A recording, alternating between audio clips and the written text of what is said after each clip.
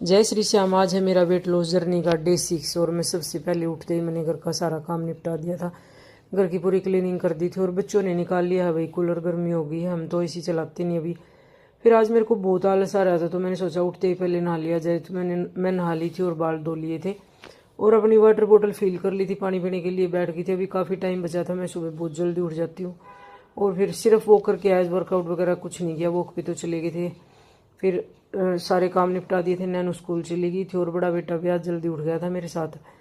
तो यूवी को लगी थी भूख क्योंकि यूवी की छुट्टी थी, तो यूवी बोला मेरे को पोहा खाना। सुभाष जी बोले तू वर्कआउट कर ले, मैं बना देता हूँ इसके लिए पोहा। फिर यूवी कह रहा था मम्मा रोज ही तो वर्कआउट करते हो, आज मेरे साथ आ जाओ पोहा खा लो। मगर नहीं भाई, वर्कआउट तो करना पड़ेगा। हालांकि मेरा मन नहीं था लेकिन फिर भी मैंने किया, क्योंकि अगर मैं नहीं करती तो पूरा दिन गिल्टी फील होता फिर कि भाई वर्कआउट क्यों नहीं किया। इसलिए मैंने अच्छे से मन लगा के किया। सबसे पहले मैंने वार्म अप से स्टार्ट किया क्योंकि वार्म अप बहुत ज़रूरी होता है, नहीं तो फिर मेरे पहले ही बैक पेन रहता है, कहीं झटका वटका ना आ जाए, इसलिए मैं वार्म अप करती हूँ। फिर मैंने कुछ साइड की एक्सरसाइज की और जंपिंग जैक भी आजकल मैं बहुत ज़्यादा करने लगी हूँ।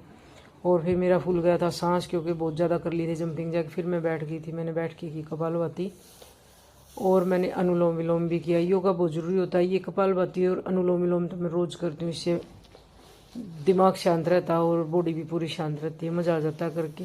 फिर लास्ट में मैंने किया फेस योगा। फेस योगा भी करती हूँ और आप सब लोग भी किया करो, जो 40 के आसपास हैं वो सब योगा किया करो, क्योंकि मेरी फ्रेंड कहती है कि बुढ़ापा वही पीक पे है, इसलिए फेस योगा करा करो, झुर्री आ जाए उससे पहले संभाल लो। फिर मेरा फास्टिंग खोलने का टाइम हो गया था, मैं 16 घंटे की इंटरमीडिएट फास्टिंग करती हूँ।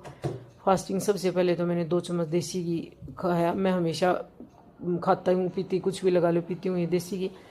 और फिर कुछ नट्स खाए, फिर हो गया था खाने का टाइम। यूवी ने तो खाई पूरी सब्जी क्योंकि आज भंडारे से पूरी सब्जी आ रखी थी और मैंने अपने लिए बनाई थी रोटी दाल और दही, एक खीरा। और सुभाष जी भी यही खाते हैं, थोड़ी सब्जी भी ली थी क्योंकि वो भी तला हुआ नहीं खाते। फिर हम चले गए थे सोनीपत शाम को। फिर सोनीपत से मैं लेके आई थी 3 सूट लेके आई, तीनों बहनों के लिए, मेरा और मेरी 2 छोटी बहनों का। कई बार हम सेम सेम सूट ले आते। और फिर मेरा ड्राई फ्रूट खत्म हो रखा था भाई, फिर मैंने सोचा चल ड्राई फ्रूट ले लो, डाइट करते हैं तो अच्छा तो खाना पड़ेगा, क्योंकि हम जंक फूड पे भी तो कितना पैसा बर्बाद कर देते हैं।